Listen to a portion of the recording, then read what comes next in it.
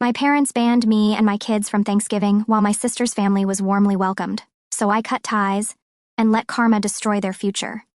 My parents didn't want to see me with my children at Thanksgiving. Your sister's children shouldn't see losers like you, my dad shouted loudly. His voice echoed through the house, loud enough to make the entire room tense. I stood there for a second, stunned.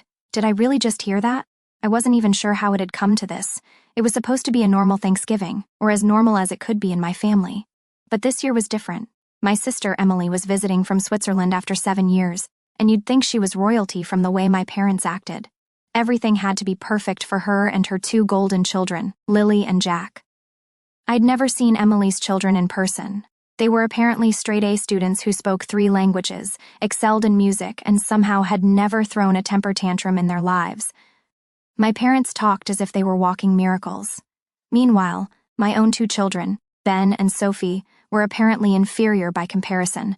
Never mind that Ben had made his school's soccer team last month, or that Sophie had won a state spelling bee last year. When I first arrived with my kids, my parents actually let us in. For a while, it almost seemed like we were going to have a good time, but the good vibes didn't last. As soon as Emily and her family walked in, the comparisons began. Look at Emily, my mother gushed to no one in particular. She's done so well for herself. Yes, Dad added, his voice full of pride. A nice house in Geneva, a great job, smart kids, all set. Not like some people. I didn't need an interpreter to know who he meant. The rest of the evening felt like a long, drawn-out roast disguised as small talk. Every time I tried to bring up something about my own life or my kids, my parents shot me down. Ben made the soccer team, I mentioned in passing. Oh, that's nice, Mom replied, clearly uninterested. Did you know Lily got invited to a soccer camp in Barcelona? They called it a once-in-a-lifetime opportunity. By the time we sat down to dinner, my blood was boiling, but I kept my mouth shut. I didn't want to ruin Thanksgiving for my kids. I thought maybe if I stayed calm, it would all blow over. Then Dad dropped the bomb. Chris, he said suddenly, his tone harsh and direct, we've talked, and we think it's better if you leave. What? I blinked in disbelief. We just don't want Emily's children around certain influences, he said, waving his hand vaguely in my direction. You understand, we're trying to keep things positive today. I couldn't believe what I was hearing. My own father was kicking me out of Thanksgiving because my kids and I weren't good enough for his precious little reunion. I looked at my mother, expecting her to intervene. But she just gave me a dismissive look. Go away, she said. Don't waste our time. That was it. Something inside me snapped. I didn't scream, I didn't cry. I just calmly said, fine. But if that's how you feel, don't expect me to help you anymore. What's that supposed to mean? Dad asked, frowning. I've been paying your bills, Dad, I said flatly. Electricity, internet, that joint account. You think your golden child is going to take care of you? Good luck with that. He scoffed. We'll be fine without your charity. All right, I said. We'll see. Without another word, I grabbed my children and walked out of the house. The cold November air hit my face as we walked, but I felt strangely at peace. I knew exactly what I was going to do next. I didn't say much on the drive home. Ben and Sophie were unusually quiet in the back seat, probably sensing my mood. They're good kids like that, more observant than people give them credit for. Sophie finally broke the silence. Are we going back for dessert? No, honey, I said, keeping my eyes on the road. We're not going back. She didn't ask any more questions after that. The minute we got home, I went straight to my computer and started unplugging everything. The first thing I did was cancel the automatic bill payments. No more covering their utilities, no more surprise food reimbursements or medical copays. That joint account? Closed. I transferred out every last dime I'd put in, leaving only the scraps my parents had put in themselves. When I was done, I felt a strange mixture of relief and anger. I'd supported my parents financially for years without so much as a thank you. It was my way of trying to earn their approval, even after everything. But tonight was the last straw. A week passed, then 2. No calls, no texts. I thought maybe they were still riding the high of Emily's visit. They probably convinced themselves they were better off without me. That was fine. I wasn't in any hurry to hear from them anyway. But then something unexpected happened. It was a Monday morning and I had just dropped the kids off at school when my phone buzzed. It was a message from Emily, of all people. Can you talk? Emily and I didn't have a warm relationship. We weren't hostile, but we weren't close either. Still, I was curious, so I called her back. She picked up after the first ring. Chris, I need to tell you something, she said, her voice low. as if she didn't want anyone to overhear. "Okay," I replied, bracing myself for whatever drama was about to unfold. "Look, I know things got ugly at Thanksgiving," she began. "I didn't know they were going to kick you out like that. I swear I wasn't part of it." "Right," I said, not bothering to hide my skepticism. "I'm serious," she insisted, "but that's not why I'm calling. Something's going on with Mom and Dad." My interest was piqued. "What do you mean? They've been calling me non-stop, asking for money," she said. "I guess they thought I'd step in and pay their bills after you quit." I couldn't help but laugh. "Yeah, that sounds about right." "So what's the problem? You're rich, right? Shouldn't be a big deal for you." She hesitated, and I knew something was wrong. "I can't," she finally admitted. "Things aren't as great as they seem." Now that was a shocker. Emily had always painted this picture of a perfect life overseas. Big house, fancy job, perfect marriage. But listening to her now, it sounded like the cracks were starting to show. "What's going on, Emily?" I pressed. There was a long pause. "My husband and I are separating," she confessed. "He's been draining our accounts for months. I didn't realize how bad it was until recently. I'm in debt, Chris. I can't get out of it." This was not what I expected at all. Emily, the golden child, was struggling just as much as I was, maybe worse. "So what are you going to do?" I asked. "I don't know," she said quietly. "But I thought you should know. Mom and Dad, they're not doing well. They won't admit it, but they need help." "Yeah, well, they didn't seem too interested in my help when they kicked me out," I pointed out. "I get it," she said. "They were horrible to you. But they're still our parents." I sighed. Part of me wanted to tell her to get lost, to let our parents deal with their own mess for once. But another part of me, maybe the part that still craved their approval, wasn't sure I could walk away completely. "Let me think about it," I finally said. "Thank you, Chris," she replied quietly. "And I'm sorry for everything." We hung up and I sat there for a moment, taking it all in. This wasn't how I expected it to go. Emily's perfect life was falling apart. Our parents were in over their heads, and now I had to make a choice. Would I let them sink or throw them a lifeline? But fate had more surprises in store. A few more weeks passed, and my parents still hadn't reached out. I figured pride was keeping them quiet. Meanwhile, Emily had gone radio silent too. I was starting to think maybe things were settling down when, out of nowhere, I got a call from Dad. "Chris." I paused for a moment. He never called me unless he needed something. I was tempted to let it go to voicemail, but decided I'd hear him out. "What's up?" I said, keeping my tone neutral. There was a long sigh on the other end. "We need to talk." "Talk about what?" "Look, your mother and I might have said some things we didn't mean. It's been a tough few weeks, okay?" There it was, the beginning of an apology. But I wasn't about to make it easy for him. Tough few weeks, huh? "How's Emily doing? She covering the bills for you guys like you expected?"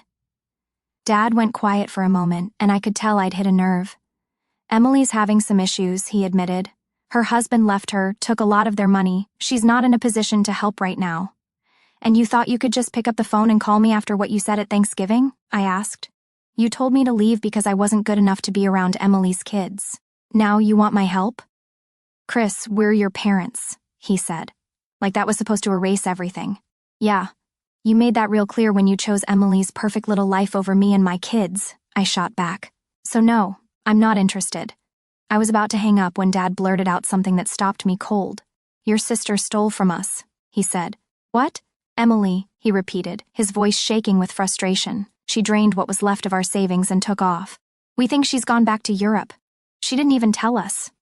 I blinked, trying to process what he just said. Emily had stolen their money? That didn't make sense. She wasn't that kind of person, at least not the version of her I thought I knew. "Why would she do that?" I asked slowly. "She said she needed it to pay off debts," Dad explained. "We gave her access to our accounts because we thought she'd help manage things while she was visiting. Next thing we know, she's gone." I leaned back in my chair, stunned. "So you're telling me that your golden child, the one you put on a pedestal for years, screwed you over and disappeared?" Dad didn't answer right away. I could almost hear the shame in his silence. "Chris, we're in trouble," he finally said. "The mortgage is overdue. We're behind on utilities. I don't know what to do." I couldn't believe the irony of it all. The same parents who had humiliated me on Thanksgiving were now practically begging for my help because their favorite had stabbed them in the back. "You really think I'm going to swoop in and save you after everything you said to me?" I asked. "I'm not asking you to save us," he said quietly. "Just help us figure things out." I sighed and rubbed my temples. Part of me wanted to tell him to deal with it on his own, but then I thought about Ben and Sophie. I didn't want them to see me as someone who held grudges forever. Fine, I said. I'll think about it, but I'm not promising anything. Thank you, son, Dad said, sounding genuinely relieved. We appreciate it. After I hung up, I couldn't shake the feeling that something bigger was at play. Emily stealing from our parents didn't add up. There had to be more to the story, and if I was going to help, I needed to get to the bottom of it first. Little did I know, this rabbit hole was about to go deeper than I ever expected. After Dad's call, I couldn't stop thinking about Emily stealing from our parents and running off to Europe. It didn't fit the image I had of her. Sure, she'd always been a bit self-centered, but a thief? No way. Something didn't sit right. I decided to find out for myself what the hell was going on. I texted her, "Hey, can we talk?" Emily replied, "Not right now. Traveling." That was it. No explanation, no follow-up. Suspicious. The last post was a blurry shot of her kids in a park, nothing like her usual curated stuff. I made another call, this time to a friend of hers, Carla, who still lived in the States. Carla was chatty and always in the loop. "Oh, Emily? Yeah, things have been rough for her lately," Carla said after I mentioned I couldn't reach my sister. "Rough how?" I asked.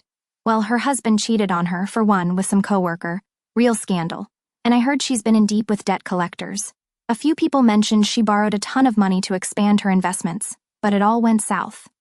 Investments? That was news to me. Emily never mentioned anything about investments.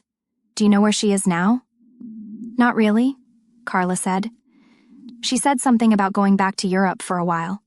She's probably trying to lie low until things blow over." Lie low? This didn't sound like Emily at all. The picture was getting messier by the minute. I thanked Carla and hung up. That evening, I told Ben and Sophie we were going on a short road trip the next day. They were curious but didn't ask too many questions. I packed the car and drove them to a nearby town where my parents had a vacation property, a small lake house they rarely used. I had a feeling that if Emily was still in the country, she might be hiding out there. When we pulled up to the house, it looked quiet, almost abandoned, but there was a car in the driveway. Emily's car. "Stay in the car," I told the kids. I walked up to the front door and knocked. No answer. I knocked again, harder this time. Finally, I heard footsteps inside. The door opened a crack, and there she was, Emily, looking exhausted and disheveled. "Chris," she said, eyes wide with surprise. "Mind explaining what's going on?" I asked, crossing my arms. She sighed and stepped back to let me in. The inside of the house was a mess, clothes and papers scattered everywhere. It looked like she'd been living out of a suitcase. "I didn't steal from them," she said before I could even ask. "Dad says otherwise," I replied. "They gave me access to the account," she insisted. "I told them I needed help to pay off some debts, and they agreed. But when things got worse, they freaked out and accused me of stealing. Why didn't you tell me any of this?" "Because I knew you'd think the worst, too," she said, slumping onto the couch. "Everyone always expects me to have it all together. I didn't want you to see me like this." I sat down across from her, trying to process everything. "So what's the plan? Run away to Europe and hope nobody notices?" "I'm not running," she said firmly. "I just needed a break to figure things out. I was going to pay Mom and Dad back once I sorted my finances, but now they're making it sound like I robbed them blind." This was a lot to take in. On one hand, I understood why my parents were panicking. They had no clue how to handle their own finances. On the other hand, Emily wasn't the villain they were making her out to be. "You need to talk to them," I said. "And say what? That I screwed up? They'll never let me live it down," she muttered. "Well, welcome to the club," I said with a bitter laugh. "They've been treating me like a failure for years. Maybe now you'll see what it's like on the other side." Emily looked at me, and for the first time in a long while, there was a hint of vulnerability in her eyes. "I guess I deserve that," she said quietly. "Maybe," I replied. "But if you want any chance of fixing this, you need to face them, and I'm not cleaning up your mess for you." She nodded slowly. "Okay, I'll talk to them, but will you come with me? I could use some backup." I hesitated. Part of me wanted to say no, to let her deal with the fallout on her own. But another part of me knew this was bigger than just her. If we didn't handle this together, our whole family would stay broken. "Fine," I said. "But you're leading the conversation. I'm not taking the heat for you." "Deal," she said with a weak smile. This wasn't the outcome I expected, but it felt like a step in the right direction. What came next, though, would test all of us in ways I wasn't prepared for. Emily kept her word and met with our parents the next day. I didn't go in with her. I stayed outside in the car with Ben and Sophie. I figured it was her battle to fight. When she finally came back out, she looked relieved but also distant. "How'd it go?" I asked. "They're upset, obviously," she said. "But I told them the truth. I told them I can't bail them out anymore. They didn't take it well." I nodded. "Yeah, that sounds about right. They tried to guilt me," she continued, talking about how they raised us, how much they sacrificed. "But I'm done, Chris. I can't keep pretending I have it all together just to make them happy." We sat in a heavy silence, the kind that settles when long-held burdens begin to lift, like a storm finally breaking after years of oppressive clouds. The air between us felt charged, as if the weight of our shared history, decades of expectations, guilt, and unspoken truths, had dissolved into something lighter, almost fragile. I turned to her, my voice softer than I intended. "So, what's next for you?" She looked out at the horizon, her eyes tracing some distant point I couldn't see. "I'm heading back to Europe," she said, her voice barely above a whisper, steady but tinged with resolve. "I need to start over, somewhere new. The kids are coming with me. I'll keep in touch, Chris, I promise." Her words hung there, earnest but fragile, and though I wanted to trust them, there was a quiet finality in her tone that suggested this might be our last moment together for a long while. I didn't blame her.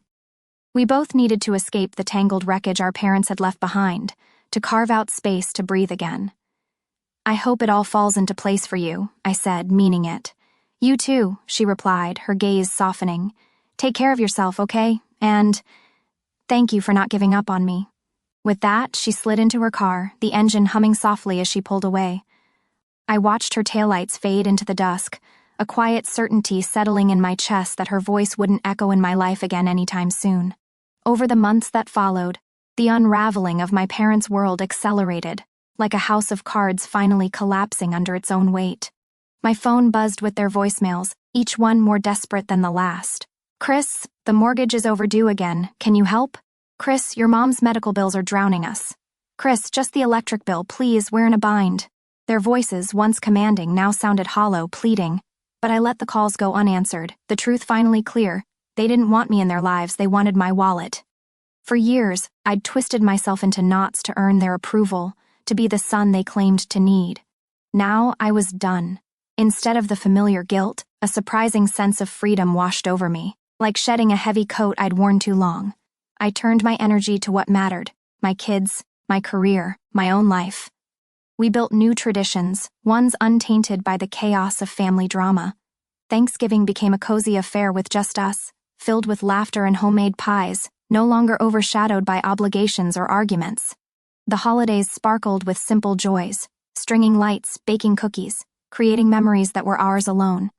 Each moment felt like a reclamation, a step toward a life shaped by my choices, not their demands. As for my parents, they found their footing, as people often do when the safety net disappears. My father, ever the opportunist, sold off one of his properties to settle their debts, a move I hadn't expected but didn't surprise me. They didn't need me. They never had. I'd been a crutch, someone to lean on while they avoided accountability. My revenge wasn't a shouting match or a dramatic confrontation. It was quieter, more deliberate. I stopped giving, and in doing so, I forced them to stop taking. They had to face the consequences of their choices, and for the first time in years, I felt a deep, unshakable peace settle within me. I was no longer tethered to their chaos. I was free to build a life that was mine, rooted in truth and unshackled from their expectations.